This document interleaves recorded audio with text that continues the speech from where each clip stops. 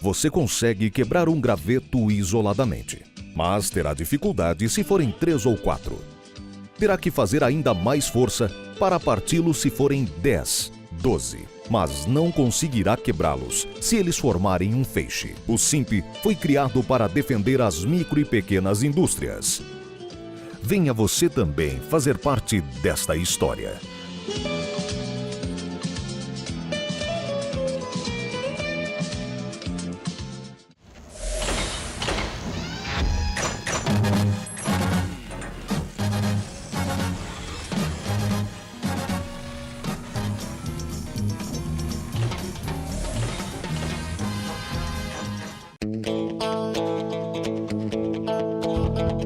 (25 de fevereiro). Começa agora o programa A Hora e a Vez da Pequena Empresa. Confira no programa de hoje muitas dicas, curiosidades e informações. E nesta semana o presidente do SIMP, Joseph Cury, recebe o advogado previdenciário Murilo Aiti, que abordou tópicos da reforma da Previdência. Fique conosco.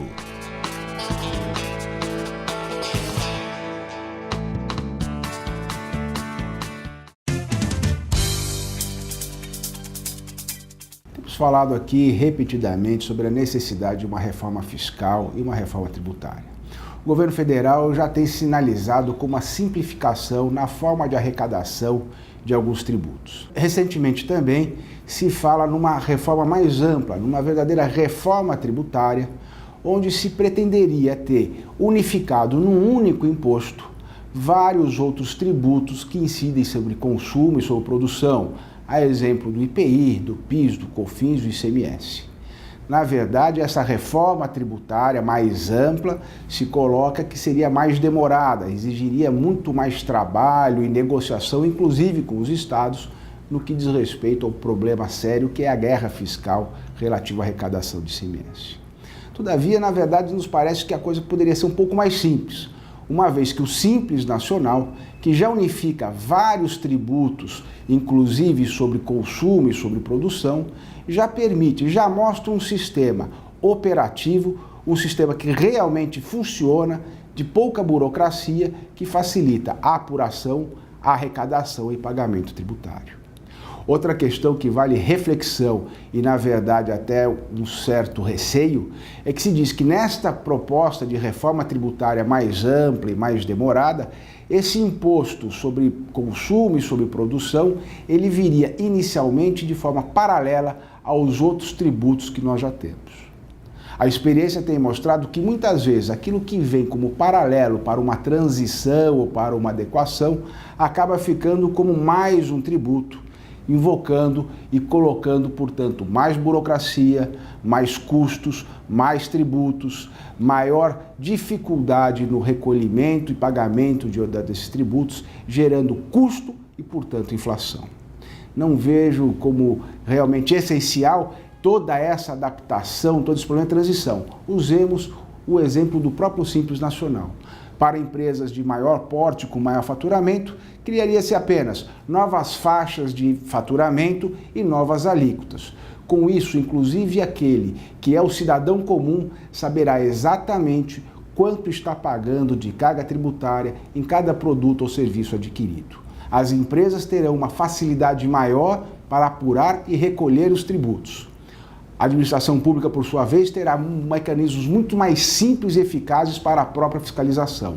Ganham, portanto, todos, no que diz respeito a tempo, no que diz respeito a custos e na regularidade e formalidade das empresas.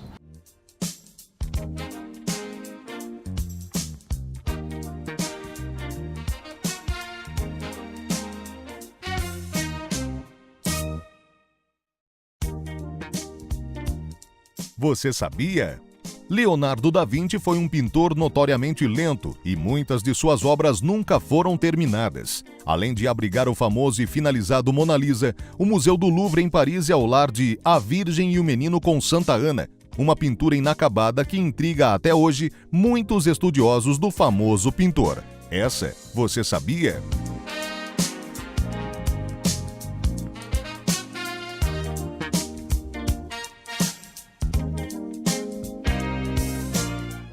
O carnaval chegou e com ele muitas oportunidades de emprego e trabalho, além de uma grande movimentação da economia. Estivemos com Tobias da Vai Vai, o vice-presidente da premiada Escola de Samba, e ele conversou conosco sobre esses assuntos. Confira. Quem assiste um desfile de escola de samba só vê aquela beleza, mulher bonita, homem bonito, né? Vê aqueles carros enormes, não imagina, não tem ideia da profundidade disso aí na questão de geração de emprego. Até chegar naquele momento ali, onde a televisão mostra, por ali tem um trabalho de costureiros, escultores, maquiadores, pintores, vidraceiros, mecânicos. Durante pelo menos 7, 8 meses, essa produção é bastante intensa, né? E vai se intensificando à medida que o carnaval vai chegando. Cantor igual jamais se ouviu. Saracura canta bem mais feliz. Carnaval esse ano é um carnaval bem grande, um carnaval de muita garra, muito axé, um carnaval diferente, né? Que vai requerer muito do componente na avenida, né? Que a gente vai fazer um grande xirê, uma grande dança. A Bela Vista está em festa. Quá, vem viajar. A hora é esta. Mergulhando na emoção, encontrei inspiração.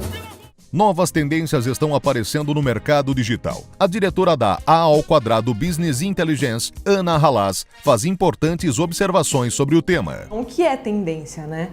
A gente entende um pouquinho como tendência olhar o que o seu usuário está fazendo de diferente, o que você pode oferecer para ele, não só trocar a cor de um produto ou a roupagem, mas entender como ele se relaciona com aquilo e tentar melhorar a experiência dele. E quando a gente fala de mudar a experiência, por exemplo, se você pensar há 20 anos atrás, 15 anos atrás, o celular era aquilo que funcionava para ligar para as pessoas. Ele tinha tecla, ele era pesado, ele era grande, mas ele funcionava para o propósito dele. E hoje você tem uma interface muito mais amigável, você pode resolver a sua vida naquele device, naquele dispositivo, e ele entrega para o usuário muito além de uma simples chamada telefônica. Ele conecta pessoas. Isso é uma tendência.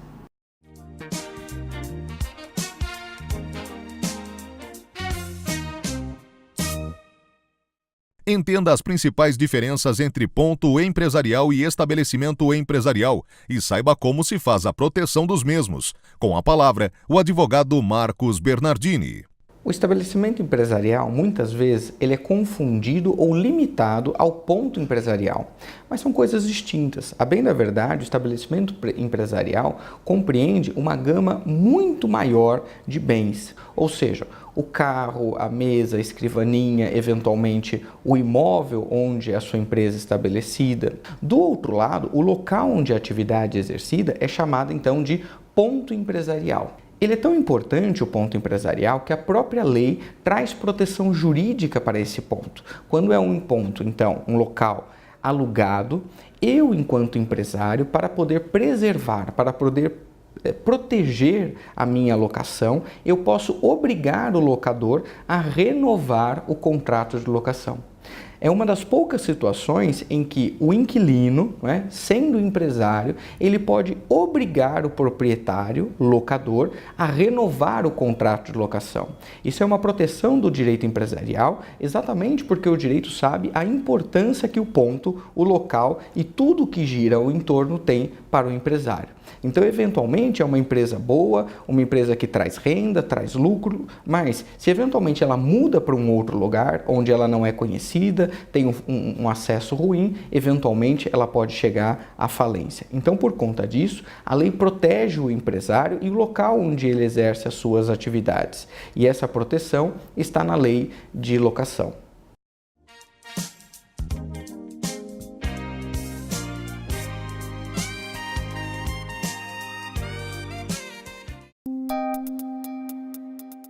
Entrevista da semana.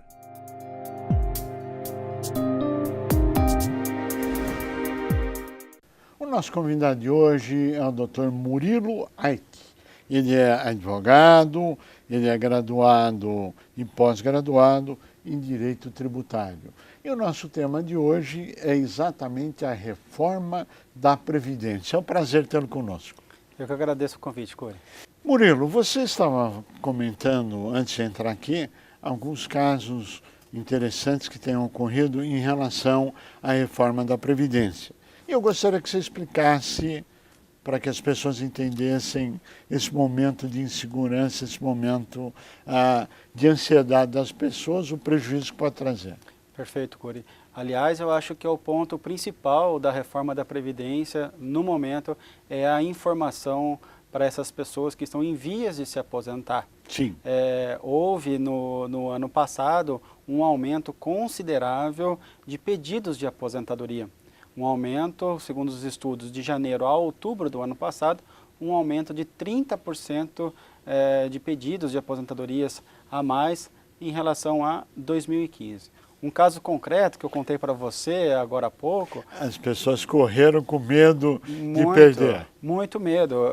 Estão com a referência do que foi colocado na proposta da reforma da Previdência. Veja bem, proposta, ainda não é nada concreto.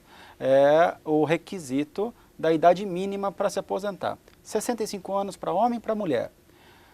Na dúvida, o que muitas pessoas estão fazendo? Preencheu o requisito mínimo para a concessão da aposentadoria, as pessoas estão indo pedir a sua aposentadoria. Isso traz benefício ou prejuízo para as pessoas? Na maioria esmagadora das vezes, prejuízo. Um segurado, agora aposentado, nos procurou para tentar renunciar o pedido da aposentadoria dele. Ele viu que tinha feito uma besteira. Por qual razão? Ele tinha 54 anos de idade, 37 anos de contribuição. Preencheu os requisitos mínimos para a concessão da sua aposentadoria. Requisito mínimo que eu quero dizer é o seguinte: ele tem o direito de se aposentar com a aplicação do fator previdenciário. Sim. O fator previdenciário é uma fórmula que se aplica na concessão das aposentadorias que visa ser um redutor da aposentadoria. Com 54 anos de idade, 37 anos de contribuição, esse aposentado teve o fator previdenciário de 0,68 no cálculo da sua aposentadoria. O que isso significa na prática? Ele perdeu 32% do valor da sua aposentadoria. Sim. Se aprovada a reforma da Previdência hoje, como que está o texto para o cálculo da aposentadoria? É o seguinte, 51% mais 1% por ano trabalhado. Nesse exemplo que nós estamos falando, como que seria calculada a aposentadoria dele? 51% mais 37 anos de contribuição. 51 com 37 dá 88%. Veja, se ele aguardasse um pouco mais, se a reforma fosse aprovada do jeito que está hoje, aos 65 anos, ele teria uma aposentadoria 20% maior com a reforma e não que está hoje. Então, qual que é a orientação? Calma. Qual é a sua conclusão de tudo isso? A minha conclusão é que as pessoas têm que ter calma, consultar especialistas em direito previdenciário, para que se veja qual é o melhor momento para essa pessoa se aposentar. Nesse caso, era muito simples a conclusão por um especialista que iria demonstrar que era melhor ele esperar um pouco para pedir a sua aposentadoria. Bom, como você mesmo colocou, essa PEC está no Congresso Nacional e vai haver muita discussão ainda, muita água vai passar embaixo dessa ponte antes da aprovação. Ou não, ou você acredita que será aprovado como está? Olha, o povo está depositando todas as suas esperanças nos parlamentares que os representam. Não podemos acreditar que os parlamentares vão aprovar a proposta de reforma da Previdência como está. Quais são os pontos mais polêmicos dessa reforma? Pontos mais polêmicos. Idade mínima, 65 anos para homem e para mulher. Não se pode tratar a Previdência como algo matemático, como algo cartesiano. Você tem que ter estudos que demonstram o porquê daqueles 65 anos de idade proposto. No Brasil, nós temos uma expectativa de vida hoje, média, de 74 anos de idade. Mas nós somos um país continental. E aqui em São Paulo nós podemos ter, em algumas regiões, pessoas que atinjam essa idade, ou até mesmo que ultrapasse. Mas aqui dentro de São Paulo mesmo, em zonas mais periféricas, tem pessoas que não atingem essa expectativa de vida e atingem 65 anos de idade, por exemplo.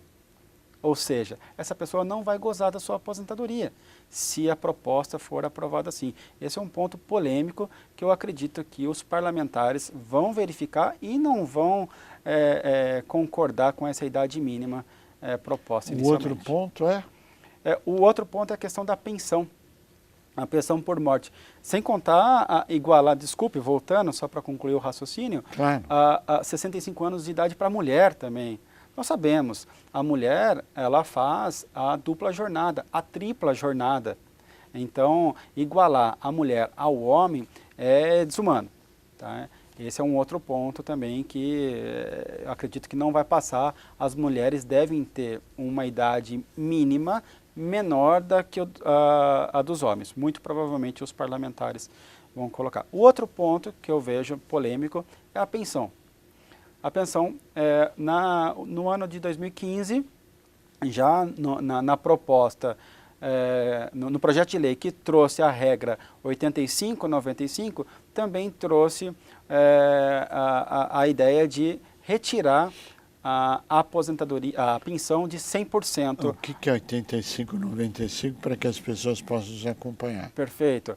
85-95 é o cálculo que se faz hoje para ter a concessão de aposentadoria. A mulher que atingir 85 pontos, que é a somatória entre idade e tempo de contribuição, tem direito a uma aposentadoria integral sem a aplicação do fator previdenciário, sem aquele redutor. E o mesmo raciocínio para o homem que completar os 95 pontos. No caso da pensão por morte, no projeto de lei que trouxe a regra 85-95, houve uma proposta de colocar a pensão por morte não mais 100%, e sim 50% mais 10% por dependente. Essa regra valeu por um curto período e ela saiu. Hoje, como que é a pensão por morte? 100% do valor da aposentadoria vai para o pensionista. Na proposta, novamente, da reforma, volta esse assunto e traz a questão da 50%, mais 10% por dependente e mais um prejuízo, não podendo acumular aposentadoria com pensão. Hoje é possível acumular aposentadoria com pensão por morte. Na proposta, não. Na proposta, a pessoa vai ter que optar pela maior. Na sua avaliação, esses são os principais pontos polêmicos? São tantos pontos polêmicos que a gente poderia ficar aqui debatendo por horas. Vamos falar do próximo ponto polêmico. Qual o próximo ponto polêmico na sua avaliação? Na minha avaliação, um ponto polêmico é que não é o momento para se fazer uma reforma da Previdência. Por quê? Eu entendo que, não é que eu entendo, eu estudei para concluir isso, de que não há déficit na Previdência Social. Há estudos que demonstram não haver o déficit. Há estudos que demonstram o contrário, que há o déficit. Mas eu sou da linha que não há o déficit e eu concluo esse meu raciocínio com base em estudos dos auditores fiscais da Receita Federal, a ANFIP, e de uma economista que se chama Denise Gentil, que tem uma tese de doutorado onde ela demonstra não haver o déficit. No momento de recessão que vivemos, econômica que vivemos, tirar mais direitos, eu acho que não é um momento propício para se fazer uma reforma da Previdência. Vamos enfrentar o problema de frente. Existem pessoas a favor da reforma, existem pessoas contra a reforma. No caso em pauta, o seu posicionamento e da Associação dos Auditores Fiscais da Receita Federal é contrária à reforma da Previdência. A maioria dos economistas, da classe política, dos empresários, neste momento, sem entrar no detalhamento específico dos detalhes, que são favoráveis a uma reforma da Previdência. Aliás, dizem que é indispensável para a sustentabilidade econômica do país. Para o senhor estar se posicionando contrário, o senhor deve acreditar que ela não é necessária porque existe dinheiro suficiente. Por favor, nos explique a sua visão. Tá. A forma que o governo demonstra haver o déficit, eles levam em consideração apenas contribuições do empregado e do empregador. Sim. Artigo 195 da Constituição Federal. Ou 194, agora me fugiu o artigo correto. Lá no artigo da Constituição é elencado todas as fontes arrecadadoras para a Seguridade Social.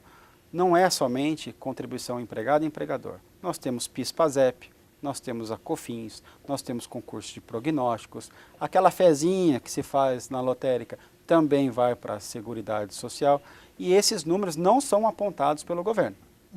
E levando em consideração todas as fontes de receita e todas, absolutamente todas as despesas, fica demonstrado que há um superávit nesse estudo da Anfip e da economista que eu lhe falei.